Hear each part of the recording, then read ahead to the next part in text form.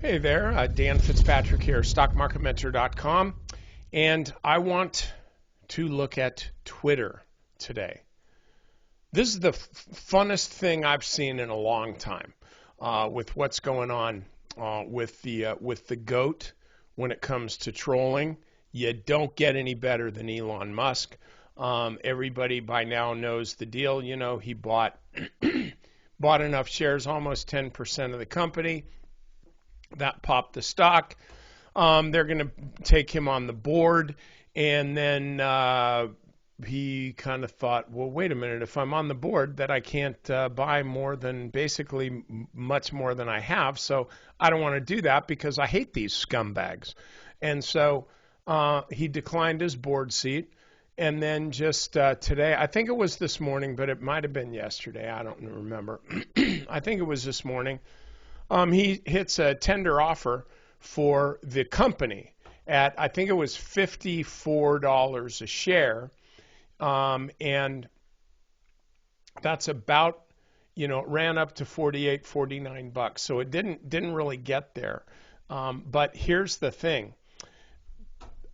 You can't hardly trade this stock technically except in this way. This is where it was before this whole maelstrom happened.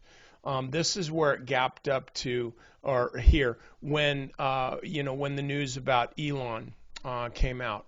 So this is a real stock that is, this was a base for the shareholders, meaning you, if you're a trader.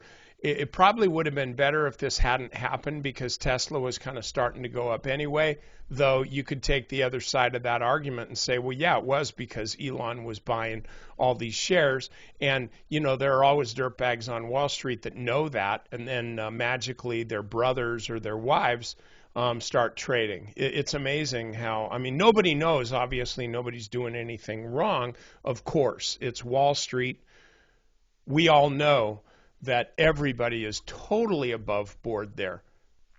So it might have just been a coincidence. But in any event, as I'm looking at this now, I see this as being the trading box. I'd say the stock is probably going to trade in here for a bit, but there's just so much headline risk that it kind of becomes untradeable for anything other than quick trades because you just don't know what's going to happen.